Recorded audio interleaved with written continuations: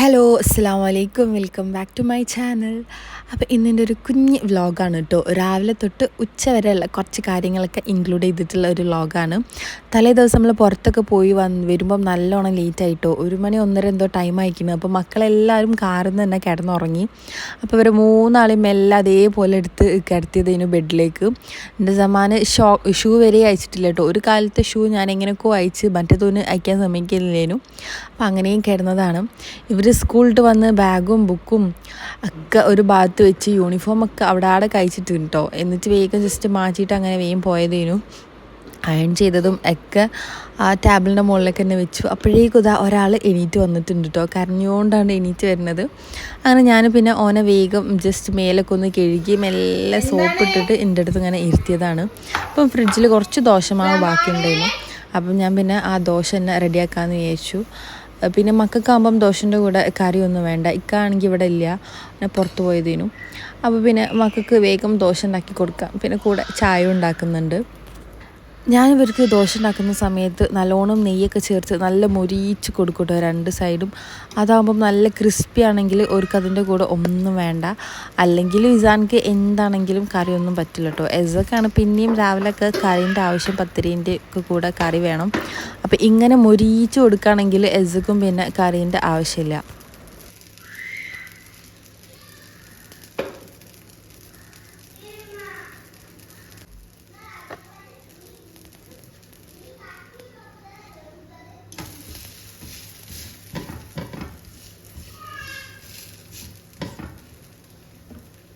ഞാൻ ഈ ദോശ ചുടുന്നതിൻ്റെ ഇടയിൽ ഇസാനും എസൊക്കെ എണീക്കുന്നുണ്ട് കേട്ടോ. അപ്പോൾ ഇവർ ബാത്റൂമിലേക്ക് പോകുമ്പം ഇവരെ പിന്നാലെ ജമാനും ബാത്റൂം പോകും വെള്ളത്തിൽ കളിക്കാൻ വേണ്ടിയിട്ട്.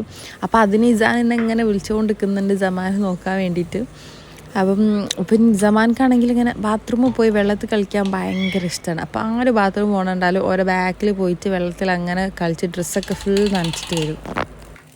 ഇന്നലെ നമ്മൾ പുറത്ത് പോയ സമയത്ത് തട്ടുദോശ കഴിച്ചിട്ടുണ്ടായിരുന്നു കേട്ടോ. തട്ടുദോശയും പിന്നെ ചിക്കൻ തവ ഫ്രൈയും നല്ല അടിപൊളി ടേസ്റ്റ് ആയിരുന്നു.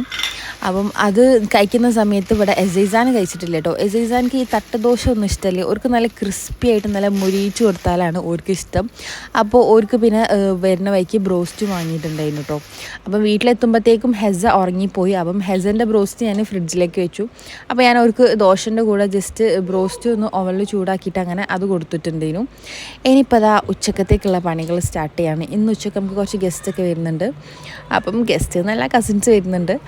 അപ്പം അവർക്ക് ഫിഷ് ബിരിയാണി ഉണ്ടാക്കാൻ വിചാരിച്ചിട്ടോ. അപ്പോൾ ഞാൻ ഓയിലൊക്കെ ഒന്ന് ജസ്റ്റ് റീഫിൽ ചെയ്ത് കൊടുക്കുന്നുണ്ട്, ഓയിലും വെളിച്ചെണ്ണയൊക്കെ. പിന്നെ ഞാൻ ചിക്കനല്ല ഫിഷാണ്. ഫിഷ് ഞാൻ മസാലയും തേച്ച് വെച്ചിട്ടുണ്ട്. അത് ജസ്റ്റ് ഒന്ന് ഫ്രൈ ആക്കി എടുക്കുന്നുണ്ട്.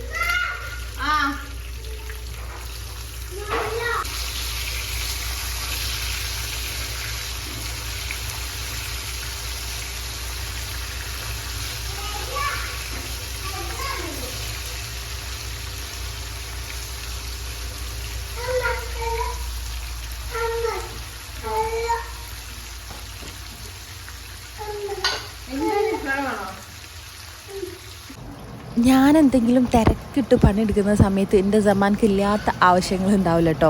അതെപ്പോഴും അങ്ങനെയാണ്. ഇടയ്ക്കിടയ്ക്ക് വെള്ളം വന്ന് ചോദിക്കും. പക്ഷെ ആ വെള്ളം അവർക്ക് കുടിക്കാനായിരിക്കില്ല. ആ വെള്ളത്തിൻ്റെ അടുത്തുനിന്ന് വാശി പിടിച്ച് വാങ്ങിയിട്ട് ഹോളിൽ എവിടെയെങ്കിലും പോയിട്ട് താഴെ പോയിട്ട് ചിന്തിയിടും. എന്നിട്ട് പിന്നെ ഞാനത് തുടയ്ക്കാൻ നിൽക്കണം.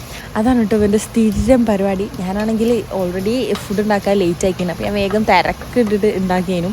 അതിൻ്റെ ഇടയിൽ ഓനെങ്ങനെ വന്നിട്ട് വെള്ളം വേണം, അത് വേണം, ഇത് വേണം എന്ന് പറഞ്ഞിട്ട് അങ്ങനെ ചോദിക്കുന്നത് കേട്ടോ. പിന്നെ ആളിപ്പോഴത്തെ മെയിൻ പരിപാടി എന്താ വെച്ചിട്ടുണ്ടെങ്കിൽ വെറുതെയെങ്കിലും ഫ്രിഡ്ജ് ഇങ്ങനെ തുറന്നിട്ട് അതിൻ്റെ ഉള്ളിലേക്ക് തലയിട്ട് ഇങ്ങനെ നോക്കും. എന്നിട്ടിങ്ങനെ ഓരോന്ന് പറയും. പക്ഷെ അവനതൊന്നും കഴിക്കില്ല. പക്ഷെ അവനക്ക് എല്ലാത്തിനും ആവശ്യമായിരിക്കും. അല്ലാന്നുണ്ടെങ്കിൽ എസനും ഇസാനും പോയിട്ട് ഒരു സൈക്കിൾ ഓടിക്കുന്ന സമയത്ത് ഓരെന്തെങ്കിലും പറഞ്ഞിട്ട് ഇങ്ങനെ വെറുപ്പിച്ചുകൊണ്ട് നിൽക്കണം. അവൻ്റെ മെയിൻ ഹോബിയാണ് കേട്ടോ അത്. അപ്പോഴേക്കും അപ്പോഴേക്കും ഇതാ ഫിഷൊക്കെ ഒന്ന് ഫ്രൈ ആയി വന്നിട്ടുണ്ട് കേട്ടോ. അപ്പോൾ ഞാനതവിടെ മാറ്റി വെച്ചു. ഞാൻ മസാലയും ഓൾറെഡി അടുത്ത സൈഡിൽ സെറ്റാക്കുന്നുണ്ട്. കാരണം ഞാൻ പറഞ്ഞല്ലോ ലേറ്റ് ആയിക്കിന്. അപ്പോൾ ഞാൻ വേഗം റെഡിയാക്കുന്നുണ്ട്. അല്ലാന്നുണ്ടെങ്കിൽ ഞാൻ ഫിഷ് ഫ്രൈ ചെയ്ത ആ ഓയിലാണ് മസാല റെഡിയാക്കൽ. ഇതിപ്പോൾ ഞാൻ വേറെ മസാല റെഡിയാക്കിയിട്ട് ആ ഫ്രൈ ചെയ്ത ഓയിൽ ഇതിലേക്ക് ഒഴിച്ചു കൊടുക്കുകയാണ് ചെയ്തത്. അപ്പോൾ ഇതാ ഉള്ളിയൊക്കെ ഒന്ന് വാടി വന്നപ്പോഴേക്കും ഞാൻ ഇഞ്ചി വെളുത്തുള്ളി പച്ചമുളക് ചതച്ചതൊന്ന് ചേർത്ത് കൊടുക്കുന്നുണ്ട്. എന്നിട്ട് നല്ലപോലെ മിക്സ് ചെയ്ത് ഇതിൻ്റെ ആ ഒരു റോ സ്മെല്ല് മാറിയതിന് ശേഷം ഇതിലേക്ക് തക്കാളി ഇട്ട് കൊടുക്കാം.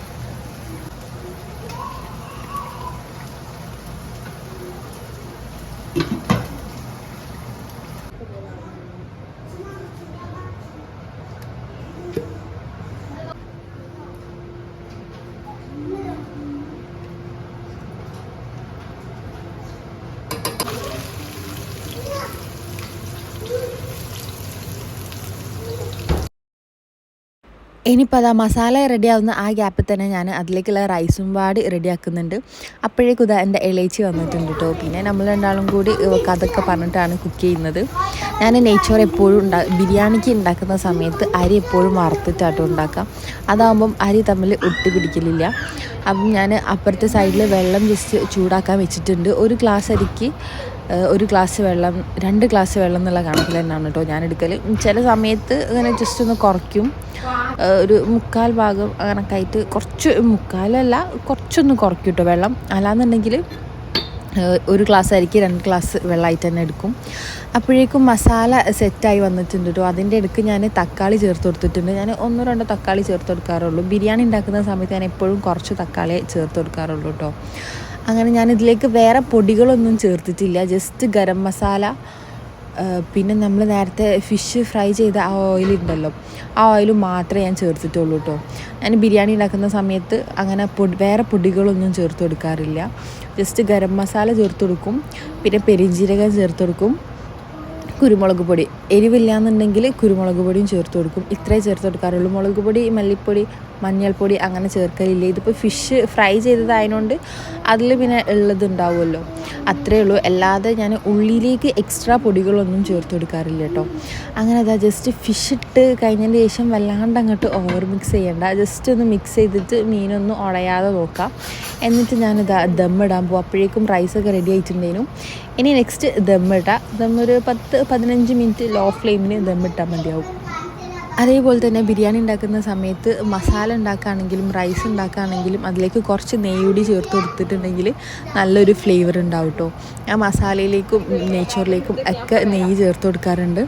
ഇനിയിപ്പം ദമ്മിട്ട് ലാസ്റ്റ് അതിൻ്റെ മുകളിൽ കുറച്ച് ഉള്ളിയും പിന്നെ അണ്ടി മുന്തിരിയൊക്കെ ഒന്ന് തൂമിച്ച് ഒഴിച്ചിട്ട് അതിൻ്റെ മുകളിലും കുറച്ച് നെയ്യൊക്കെ ചേർത്ത് ദമ്മിടുമ്പോൾ നല്ലൊരു സ്മെല്ലുണ്ടാവും കേട്ടോ റൈസിനൊക്കെ.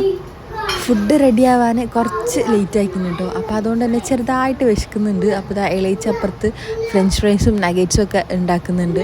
താൽക്കാലിക വിശപ്പിനൊരു ആശ്വാസം പോലെ അതൊക്കെ ഉണ്ടാക്കുന്നുണ്ടേനും. അങ്ങനെ ഞാനൊരു 10 മിനിറ്റ് ദമ്മിട്ട് അങ്ങനെ 10 മിനിറ്റ് കഴിഞ്ഞപ്പം ഞാനത് അങ്ങനെ തുറന്ന് നോക്കുകയാണ്. അപ്പം നല്ലൊരു സ്മെല്ലൊക്കെ വരുന്നുണ്ട്, നല്ല നെയ്യിൻ്റെയും ഫിഷിൻ്റെയൊക്കെ സ്മെല്ല്. പിന്നെ ഇതേപോലെ പ്ലേറ്റിൽ ഇങ്ങനെ സെറ്റ് ചെയ്തിട്ടുണ്ടേനും. അപ്പം നല്ല ടേസ്റ്റുള്ള ഫിഷ് ബിരിയാണിയാണ് കേട്ടോ. അപ്പോൾ എല്ലാവരും ഒന്ന് ട്രൈ ചെയ്ത് നോക്കണ്ടേ.